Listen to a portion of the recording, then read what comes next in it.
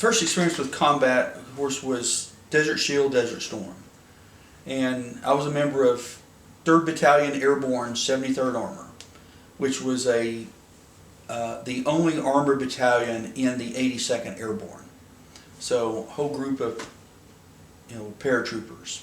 So because we're a light and part of an expeditionary force, ready force, we were sent over early to help protect the port of Dammam in Saudi Arabia, because that was the port we're going to need to bring in all the heavy equipment, all the heavy tanks later. Later on, we were at the protecting the international airport and the airfields in the near Dammam and the eastern ports over in Saudi Arabia.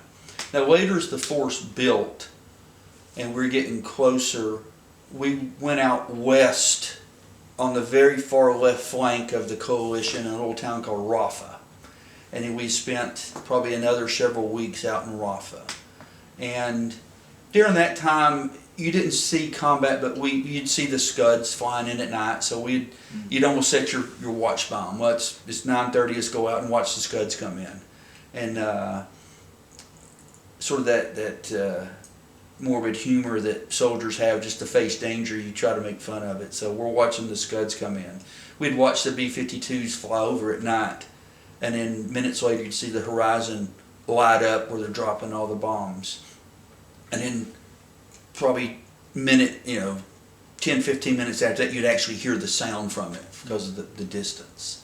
So that was sort of the early January when we're positioning everything. Then in mid-January, when you had the air war, and then I think later in February is when the ground war kicked off. Our job was to protect the left flank of the coalition and to race for the Euphrates River. And once we got to the Euphrates River, there was a 6-lane highway up there.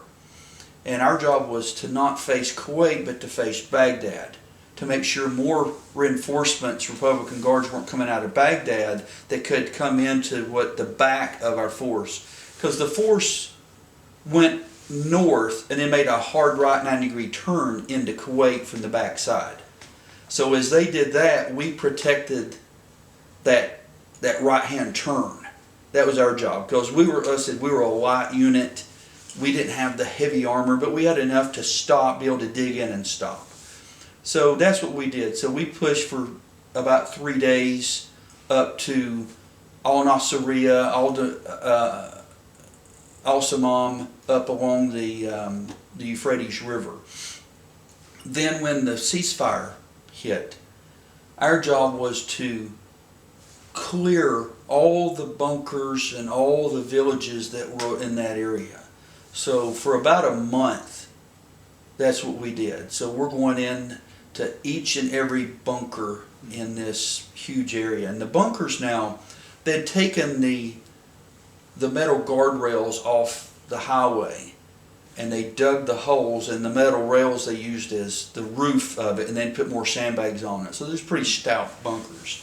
So we're going through and we're collecting ammunition, weapons, anything we could find, and our job was to destroy it.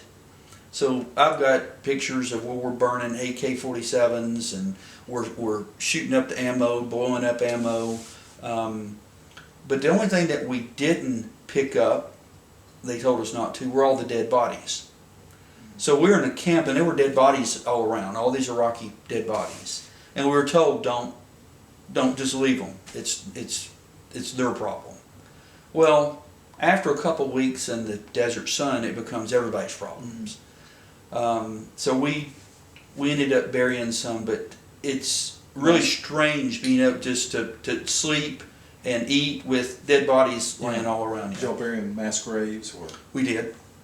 We had the engineers come in and dug the mass graves. We tried to, as many as we could that had identification on it, get it back. I've got one book where it was a lieutenant in the special forces. Now their special force is different from ours. Special Forces then they guarded the rear area, and it was a book, and it listed all his soldiers, had all their phone numbers and even pictures of them that were in his company. So it had wives' name and all that. And I even had one of his extra uniforms that he'd left. Strange things you'd find. We came across, and there's this body, and it had a bullet hole right here. And at first you're thinking, wow, that was a heck of a shot. That was an unbelievable. Then you find another one. Then you find another one. And you're like, no, wait a minute. That's too good a shooting. Self-inflicted? No.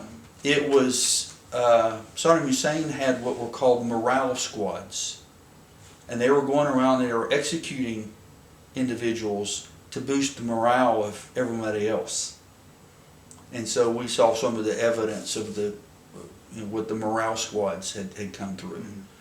And so we did that for, I said, several weeks. Had a lot of prisoners that we had to process, and you'd have so many that we would take them in, we'd log them in, and just tell them they had a choice. They could just continue to walk south, and somebody else would pick them. That was during the initial ground combat. We'd just grab them and say, disarm them and say, walk south. And that was about the only Arabic that I learned, was tell them how to put your hands up, how to drop your weapon, and walk south. And then once the ceasefire ended, our biggest concern was that we got the word of the ceasefire and they didn't. So you're always worried that we weren't going to shoot, but they hadn't gotten the word yet and they may shoot us. So that was sort of a scary time also. Plus you didn't want to shoot somebody inadvertently also. So that was sort of a scary time there for about a week when you had come across folks and they were armed. Then you found that there were groups that were giving up about lunchtime every day because they were starving to death. And you could see on their hands where they'd been zip tied the day before from the little plastic zip ties we're using as handcuffs. That's when we changed and we started providing food to some of the local villages and all that to help the relief. And then finally, late March of '91, we started pulling back off the Euphrates, went back through Dammam, and then I think I got home April the 2nd, '91, back to Fort Bragg. So I was there from Thanksgiving Day of 1990 to April the 2nd, '91. And so that was, how long before the ground war started that you were there? The ground war started, I think, near the first part of February of '91. Okay. So I was there November, December, January, part of February before the ground. Now the air war started, I think, January 15th. Now, it's always interesting. Those dates are always fuzzy to me because when you're there on the ground, we would lose track of what day of the week it was, what day it was. We knew things by what D-Day it was. So I remember we were at D-3 for about a week. Now, of course, D-Day, H hours when the attack starts. And all your plans are based off that. So instead of having plans that say on the 5th of February do this, it would say on D+5 you're doing this, D+6. So that it doesn't matter when D starts, everyone's always synchronized. And I remember we were holding at D-3 because there was a last minute attempt, I think, by the Russians to negotiate a peace. And so we were at D-3 because at -3 we had a lot of stuff going on deep into Iraq that once it started you couldn't stop it. So we held there. And then all of a sudden I remember when they finally said the clock started again, so it's like a NASA countdown. Because we were convinced that we were not going to attack. We thought we're here to show a force. We've hit them with the Air Force. It's done. And I remember when the clock started, we're all just like, this is really going to happen. And that's when the reality went in that, okay, we're we're going to shoot at people and they're going to shoot back at us here soon. And then,